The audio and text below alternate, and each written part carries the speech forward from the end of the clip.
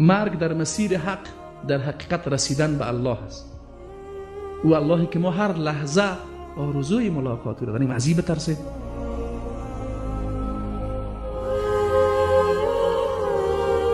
ما چطور از مواجه شدن و از ملاقات با پروردگار خود بترسید؟ عجیب است. این مفهوم معنویت است برای بنده مؤمن. این مفهوم در زندگی صحابه هم زیبا تمثیل شده. زمانی که در غزوه احد مشرکین سر صدا میکنن که محمد کشته شد، یک صحابی میشنوه میگه که خب محمد در اون مسیر کشته شد، شما از او فرار میکنید؟ از جنت فرار میکنید؟ از دیدار پروردگار فرار میکنید؟ از ملاقات با الله فرار میکنید؟ عجیب است.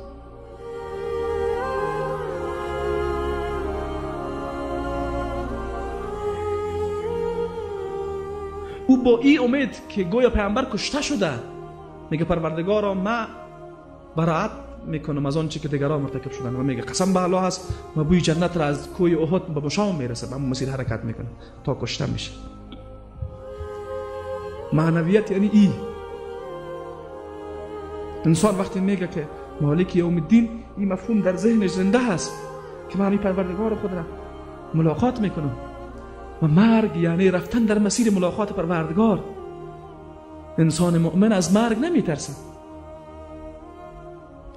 اصحاب رسول الله صلی الله علیه و سلم وقتی شهید میشن جمله مشهور و همیشه از اونها تکرار میشه همیشه فزت و رب الکعبه، پروردگار کعبه قسم که من کامیاب شد. این جمله را میگن. چرا ما از مرگ فرار میکنیم، میترسیم ولو در مسیر حق باشیم؟ اصحاب رسول الله بزرگان دینی ما این رقم نبودن. با ضربه خوردن میگفتن فزت و رب الکعبه، میفهمیدن ملاقات پروردگار خود میریم. میگفت اگر من کسی بکشه خب با ملاقات پروردگار خود میریم، من میرم میخوایم زندانی بکنیم با پروردگار خود من خلوت میکنم. انسان کسی را دوست داشته باشه زیاد، بزرگترین خوشی همیست که از او تنها باشه. میگه در زندان ما با پروردگار خود خلوت میکنم. ما را تبعید بکنیم در زمین الله سیر میکنم. چی چیز بیشتر از این کرده میتونیم؟ معنویت انسان را قدرتمند میسازه و نماز مکتب است برای کسب معنویت، مکتب است برای احیای مفاهیم ایمانی، یادآوری همین مفاهیم است. انسانی که باورمند به الله هست، انسانی که محبت الله در قلبش جا گرفته باشه، از روز جزا نمیترسه.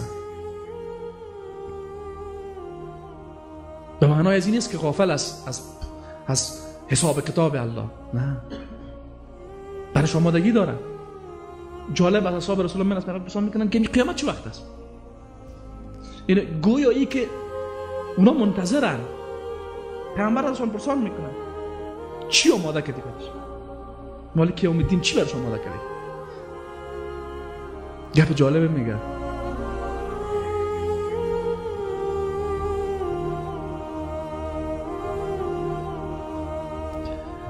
میگه اعمال ندارم پر الله پیامبر را دوست دارم.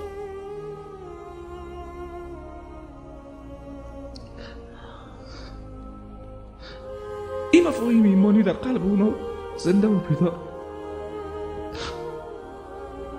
ما از این نعمت ها محرومیم. به یاد ما نمیآید. از نعمت محبت الله محروم شدن از همه نعمت ها محروم شدن است. گاهی وقتا آیا با خود فکر کردیم که در قلب ما محبت الله پیامبر وجود داره؟ او محبت الله پیامبر باعث شده بیای از پیامبر وقوع قیامت پرسان بکنه. عجیب است. قیامتی که در قرآن کریم خیلی خطرناک معرفی شده، خیلی خطرناک، که همه هستی به لرزه میآید. این می از امو پرسان میکنه چه وقت قیامت میاد رسول الله؟ چرا تو از این پرسان میکنی؟ محبت الله در قلب من است.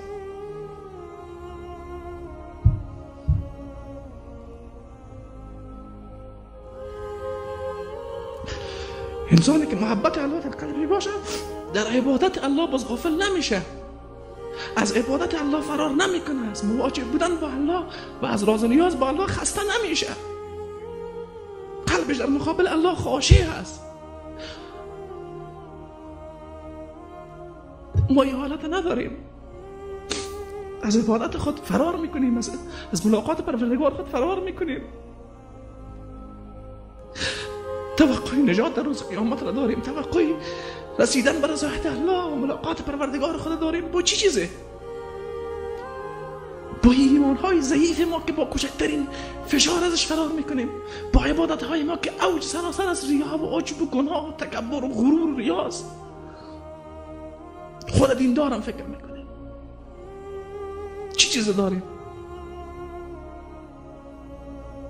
چرا از عبادت الله غافلیم؟ چرا از روز جزا غافلیم؟ چرا ما را دنیا در خود غرق کرده؟ چرا این کلمات بسیار عظیم الله قلب‌های ما را بیدار نمی‌کنه؟ هر روز 5 بار در مقابل الله قرار میگیریم، تنها در نماز پیشین 10 بار تکرار میکنیم مالک یوم الدین، مالک یوم الدین، مالک یوم الدین. چی؟